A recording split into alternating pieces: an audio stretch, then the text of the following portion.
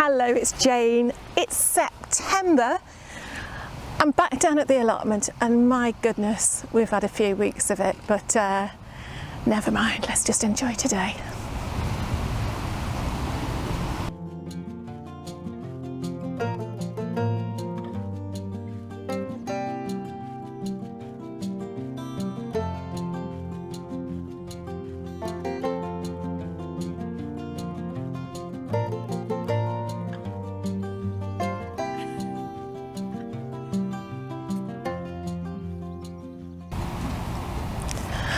I think we all have times where, you know, best laid plans go out the window, and suffice to say, I mean, I'm not going to go into any details, but it's been a fairly rough few weeks. Hopefully things are on the upturn now, but yeah, the idea of being able to come down to the allotment and spend even a couple of hours without having to worry about one thing or another is that's just been, it's just not been there, it just hasn't been there. So today, fingers crossed, is it's just a bit of time to be able to come down, get a few jobs that I want to get done, but just time to sort of take it in and I was going to say and relax, but someone's cutting his hedge now.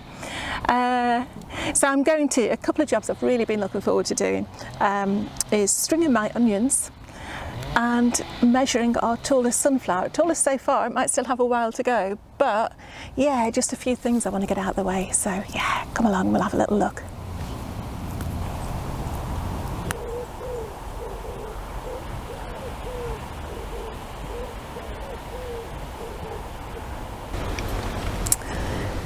Okay, this is where the onions were, I was going to say dumped then, they weren't dumped, placed a couple of weeks ago after I dug them up, and as you can see, well, they've just become a bit of a tip.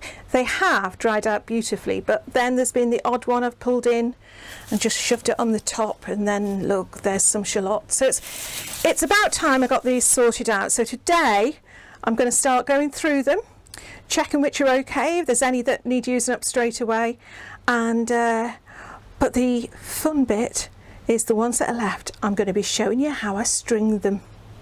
So first of all, I've got to get all of these out there. You can see just by looking at these, they've really sealed up now. Once this is completely dead there, can you see that? Yeah, you can. You can see that this has got tighter and tighter and tighter. So now that's going to have formed a beautiful little seal to store your onion. So yeah, these are looking good actually. They're a bit warm because they've been sitting in the greenhouse, which isn't really recommended. People usually say a cool, dark place, but I think for drying out, you can't be too fussy. That one's not so good. We'll sort that out later. Right. Let's pile them up.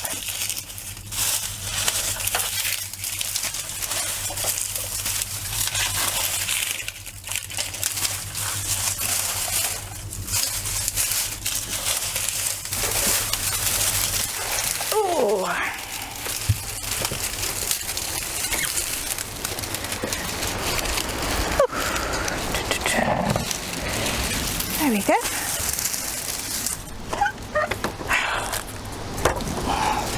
Quite a pretty sight, not this. Yeah, you know, there never seem to be as many as when you first pick them, but that's because they've all withered. So all those beautiful green stems that actually had started to wither when we dug them up have all gone to nothing and all seem a bit papery, but they've done their job and they're allowed to do that. So we've actually got quite a few more onions to dig up. Mike's got his exhibition onions that he's very pleased about, that I'm looking at now. They are growing, well, I think he showed you in the then and now video, this sort of big. I know they can get much bigger, but that's big for us. But they're not showing any signs of dying off or anything at the moment. So we've got them to come up, and then we've got like an assorted row. There was some odd seed onions that we had left over that we bunged in quite late. So once that's clear behind me, I mean, it doesn't look clear at all, but it will be, that's space for the next lot of onions to go in. But for today we've got these, and these are just going to be our general storage onions. These were all grown from sets. They've done so well. I've a feeling staccato giant, that shape, that sort of flattened shape, I think that's a staccato giant. I'm probably wrong. If I am, tell me, but be nice about it. There were staccato giants, and I can't remember what the other type was. I should have checked in my diary, I didn't.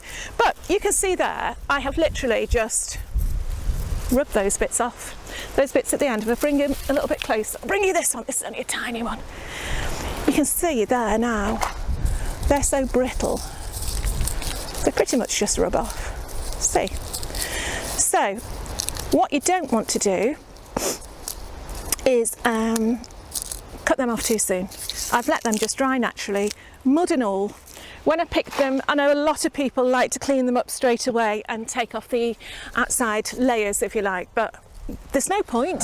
I mean, I know maybe if you're drying them somewhere indoors and you haven't wanted to get the place messy, you might want to give them a quick dip or get the most of the mud off. But if you've got somewhere in your garden to store them, just leave them. You save yourself a job, don't bother cleaning them up, because now's the time really. The neighbours just started banging something. Now's the time that you can prettify them a little bit. So you can see there, I'm not going to bother taking, I'll show you again, I'm not going to bother taking all these extra layers off. I could do if I wanted them to look perfect, but you know, that's just an extra layer of protection, so I'm going to leave that on. I probably won't, you know. It'll be like when you start peeling a bit of wallpaper and then a little bit more. I used to do that when I was young. We had wood chip everywhere because it was the 70s.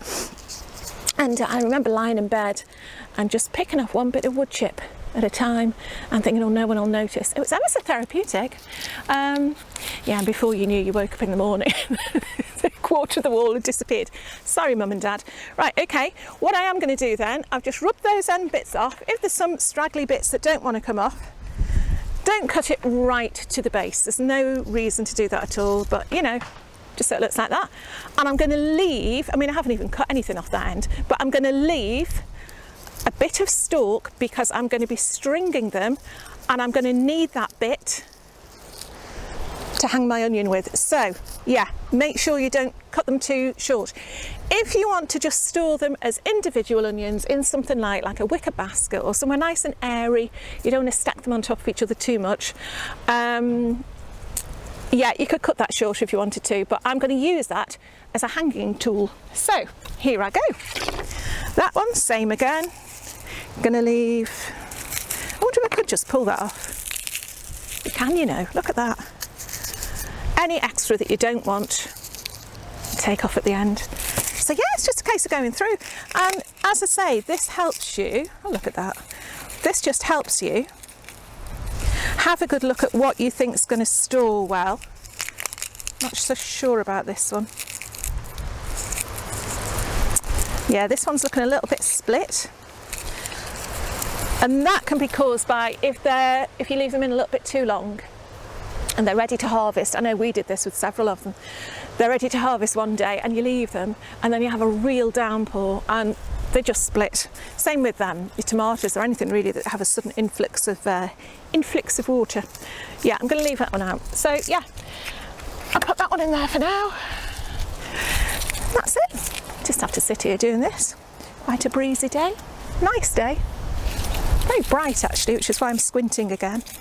But you notice I haven't really used the scissors yet at all. I haven't needed to.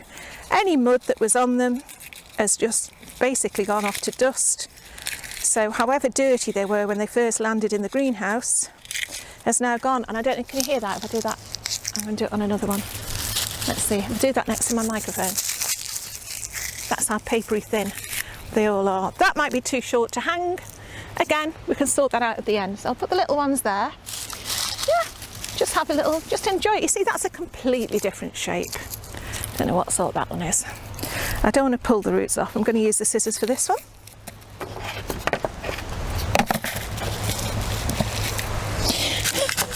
I'm going to try and use the scissors.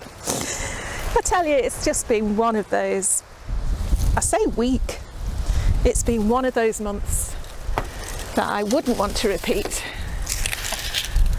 And I know people have been through far worse, and I'm not going to go into it because it's not gardening related, but yeah. makes you realise how lucky you are when you can just actually get away, get to the garden and manage to switch off, because it's been so frantic. There's been very little time to sort of enjoy it. I may have cut that too short now because I was talking at the same time, but yeah, I'm going to carry on with those and then I'll come back to you.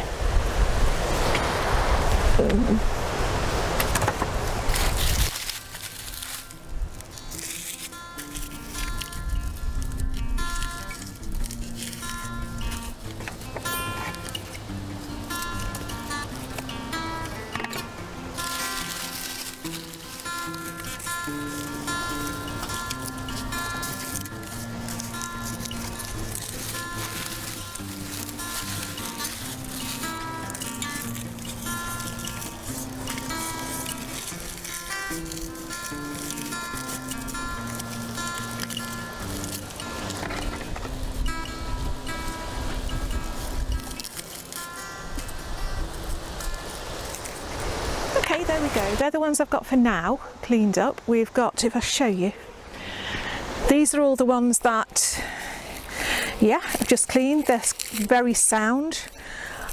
Left a, can you see that? A nice little hanging bit for them. Still probably won't be long enough. Every year I do it and I don't do them long enough, but there we go. Hopefully that'll be okay. But yeah, that's my perfect little size, or perfect little storing onion. But then, if I can just show you what I've got in the trug here, these are ones that are just going to get used up straight away. I mean, this poor little thing. Not sure if that's an overgrown shallot, but look, it's not in the greatest of conditions. And there's one here, there was one that showed perfectly what I meant by splitting, and I can't find it now. Let's see.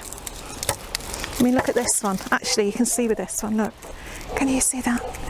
You can see the way that's gone that way and that's gone that way, and you can feel it's like, well, I don't know if you can pick that up at the bottom. It's like split into two there. So that's one that I'm going to use up straight away. So yeah, all of these in the truck here are going to go home for, well, I say immediate use, but they'll be used before I touch any of these. So now for the fun bit. Okay, when I say time for the fun bit, this is where it could all go completely pear-shaped, but you know, if nothing else, I've given it a try. Right.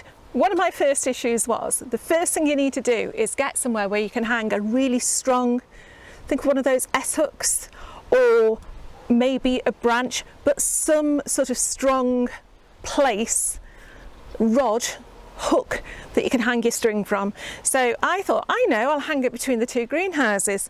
Little did I realise that the blooming eaves are different heights on me. So we're just going to have to make do. So I'm going to do this from this side because I did it from that side before and then walked into it and really hurt my nose. So here we go. Makeshift, make do and mend. Let's try and get that wedged into there. Look, you can see what an angle it's at here. This worked before I swore at it after it bumped me on the nose. Right, that's not going to work. There. Right. If you can do it stronger than that, give it a go. Right, okay. Next thing's next. Of course you're not going to be able to see me now, are you? Because I'm on this side of the thing, because I don't want to knock myself out. Right. You can make these strings as long as you want. Usually people sort of recommend like an arm's length. I'm not going to make them that long because actually they end up just getting really, really heavy. So I'm reckoning, I don't know, between 12 and 15 onions should be okay. So I'm going to look at making a long loop. I'm going to do it to about that length, with a good strong string. Now again, one year, I don't know if it was the first year I did them, I used cotton that you use for knitting dishcloths with, which of course I'm sure you all do, and yeah, it was all going really well till about my 8th onion and the cotton just snapped and they went all over the place, which was very frustrating. But here we are. I'm actually just going to tie that on there, okay, and hope that the fact that this is on an angle won't matter, Jane. It'll be fine. Okay, there. Main bit done. That's all you've got to worry about. Can you see that? Can you see the base of that there? Right, what you've got to do now, try and keep that at the top. There are all sorts of ways of hanging your onions, you know. I can't remember how I learned this one.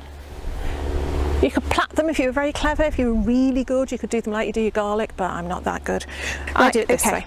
Right, loop. Loop at the bottom of your loop, twist, turn up, and then you've got a secondary loop there. And the only reason you need that is choose a big onion. It's going to be your base onion. That's a good fella. Put that in. Twist it round, and then as you pull on the loop,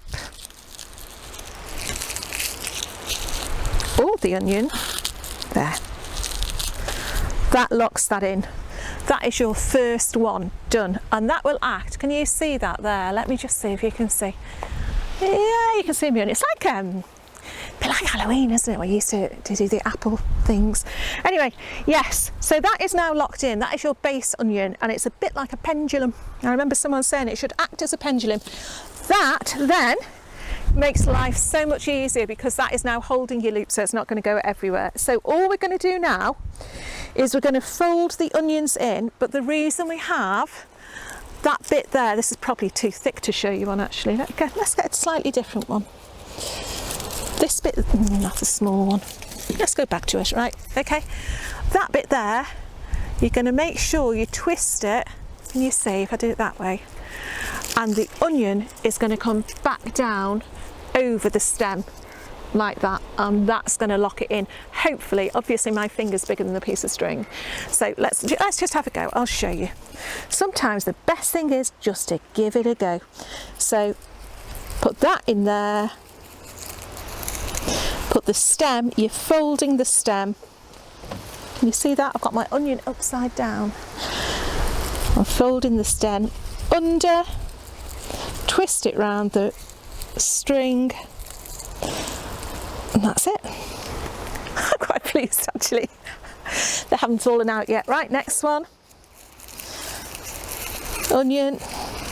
I've got it upside down, twisting that round the string, locking it in. And it looks a bit of a mess at first, but actually the longer you keep going, you'll see where the gaps are. You'll see, hold on, let's show you again. Upside down, wrap that round. I've wrapped it round twice there, doesn't matter. You'll see where the gaps are, and you'll be able to just start filling in, and they are now quite solidly on there. I should have moved the camera down, shouldn't I really? Yeah. Upside down, that's just the way I do it. I'm sure other people do it different ways. Find a gap, twist that around the string, that locks that in, and obviously each one that you do then locks it that little bit more. That can go, and you'll find they just sort of start to naturally sit where there's a gap. So already, look at that, I'm really quite pleased with that. Already that's starting to fill up quite nicely. So I am just going to move the camera down a little bit so you can see it a bit clearer. Right, I'm coming down here with you now because it's actually gone much lower than I thought it was going to. So yeah, right, keep going. It's just actually it's one of those really nice jobs to do because it's so satisfying seeing everything just fill together. Right, I'm going to try and do a backwards one in that I'm going to try and do it facing you. So here's my onion, there's the loop, pull it round like that, and the weight of the onion will lock it in, and that can go in that gap there. You can see we've got a big gap there. Oh, this onion's too big really, but upside down, find, all you're doing is finding a way. Let's see, we've got that gap there of locking your onions into place. Okay, and as I say, the weight of the onions going up, let's do another one, keeps it in. It's like magic. I like doing this. I didn't like it when it rolled all over the floor. Okay, there we go. And again, you know, I'm not going to make this one too big. I will be storing these in, we've got like a little utility room. with shelves. It's like a little pantry. So I will have a couple of hooks up for these. I'm not going to keep them in the kitchen. I think that is one of the common mistakes that people make, is storing their produce in the kitchen. But you think how warm and steamy a kitchen can get. You really, really want to get somewhere a little bit dry, right? It's just a case, look, just fiddling around with it and finding little gaps. That's a little gap there, look. So here we go, little onion. Twisting it round. I hope you can see me doing this. I am left-handed, but there we are. See, that's filled that in nice. And I think actually just a couple more, and that's this one done. So there's a gap there. Oh, here comes Mike. Twisted it round, pushing it down, and then I think one more. Okay, so I'll try and do it, but I'm doing this blind really. Right, here we go. Mike's going to wonder what on earth is going on here now. I'm just twisting it round, and there we are. And there we go. Look at that, I'm so thrilled. I think, oh actually, go on, I've got one more. I think I'm perhaps just as thrilled. You see, Mike doesn't even question the fact I'm kneeling down on the floor with some onions. I know what you're doing, I know. So, yeah, that's it. So I've got 1, 2, 3, 4, 5, 6, 7, 8, 9, 10, 11, 12. I think I've got 15 there. So yeah, 2 more. And that's the current harvest of onions. If I wanted to, I could go around and prettify by snipping these off. I don't think I need to. I think that's quite nice. Okay, so I hope that was useful to you. How do you store your onions? But you just put them in a basket. It's so much easier just to put them in a basket, but there's something really nice about doing them like that.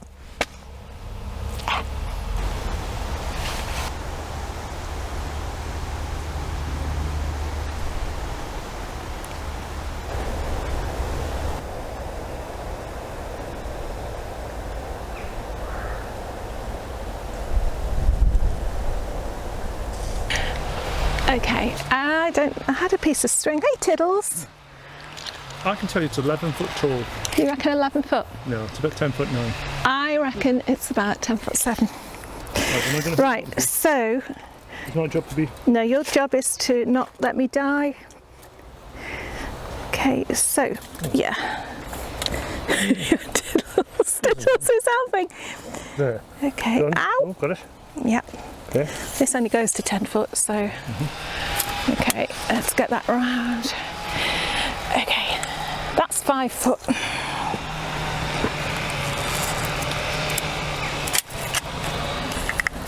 Okay, I'm going to get to 7 foot and then let it go. Yeah, 7 foot is that leaf.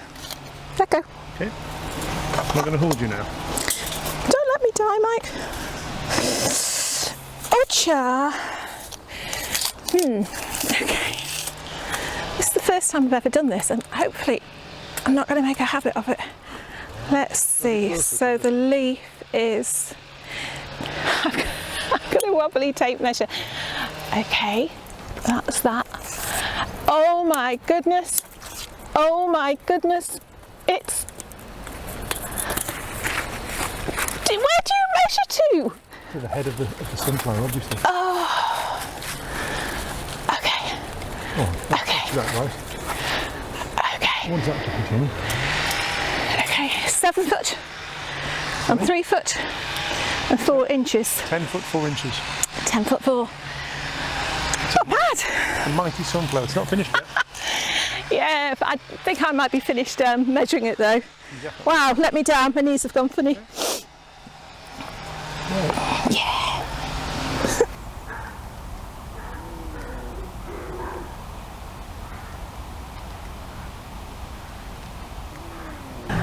Oh, you know what? I think that might have just done the trick. Let me move this, or you're gonna.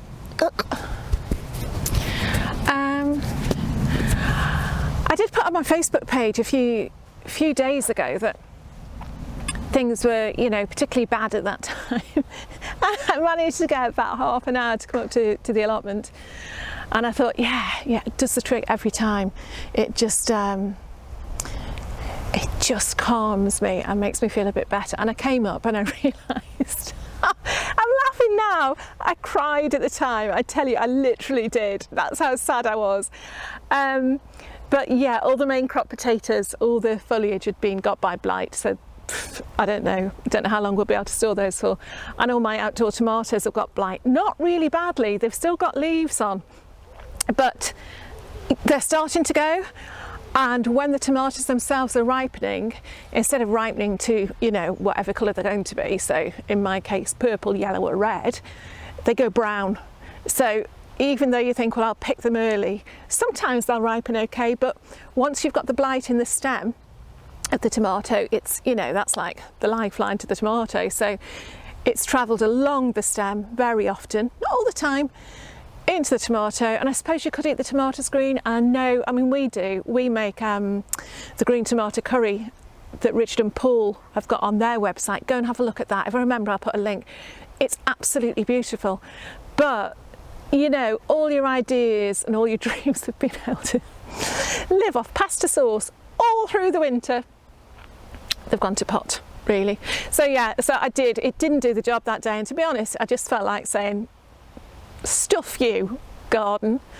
And I went away and I just thought, yeah, what's the point? I was just in one of those moods, and I'm not very often in those moods. So it was a bit of a surprise to me. But yeah, so just coming along today,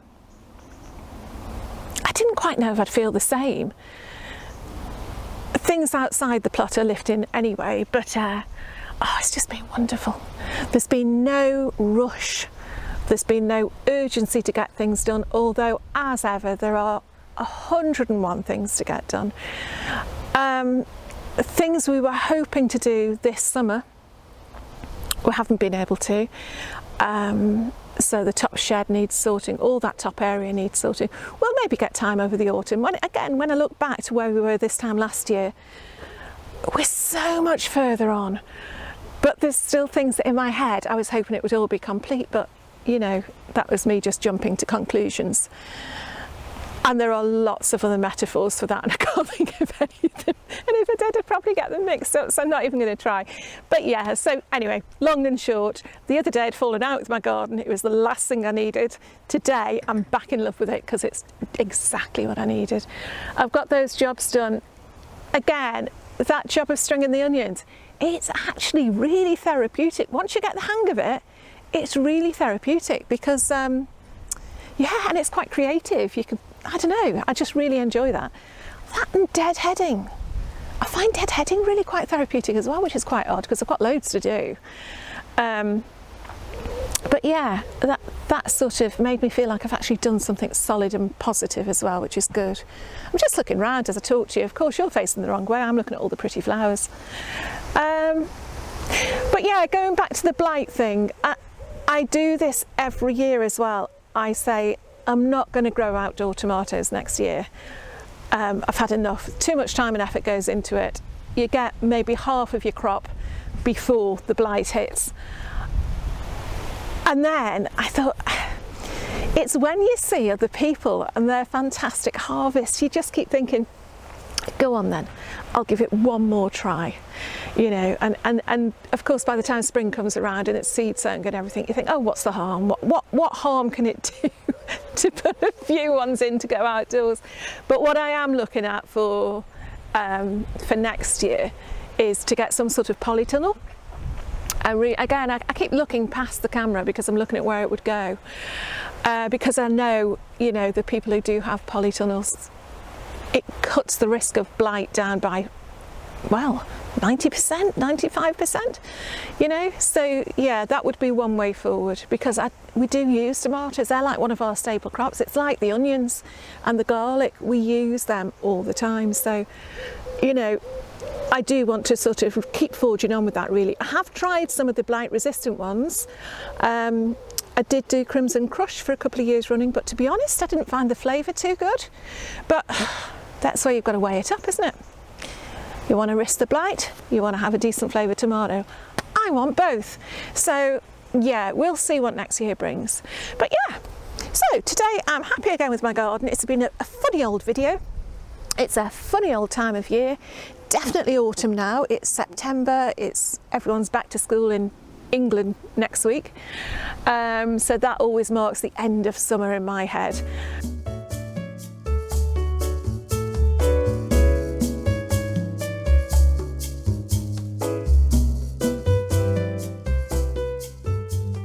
Yeah, strange old one this week. I will hopefully touch all the wood that we've got. Oh, I read about that the other day. Apparently touching wood comes from the fact that in pagans believed that the wood and the trees and the forests were obviously full of spirits, good, bad, right and wrong spirits. So they would touch wood to bring them good luck, to placate the spirits, to the bad spirits to leave them alone, and I don't know what, placate the good spirits, I don't know, but touch wood came from pagan times because it was meant to keep you safe from naughty spirits. I'm going. I tell you, honestly, it's been weird. Do come and look at the Facebook group. We've got, you know, I haven't been here for a couple of weeks, but yeah, lovely group, I always say over there. Yeah, show me what you're doing. Show me what you're doing this time of year. Get your recipes on there. Get your harvests on there. Show me what you're cooking with, what you've grown, you know, or what flowers you're picking. It's great wherever you are in the world, because we've got people all over the place. Show us what's going on in your garden. I'd love to see that. I'll put the link to the Facebook group below and also the Instagram page below. Mike's creeping up on me. What do you want, Mike? Nothing.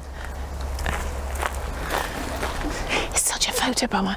And yeah, so I'll put the links for them below. If I remember, I'll put the link to Richard and Paul's green tomato curry as well. So hopefully you won't have blight, and even if you do, you'll be able to enjoy a few curried tomatoes. So I will go. I could keep, you know, I could keep going on. I'm going on now. I'm going. Okay, bye. See you soon.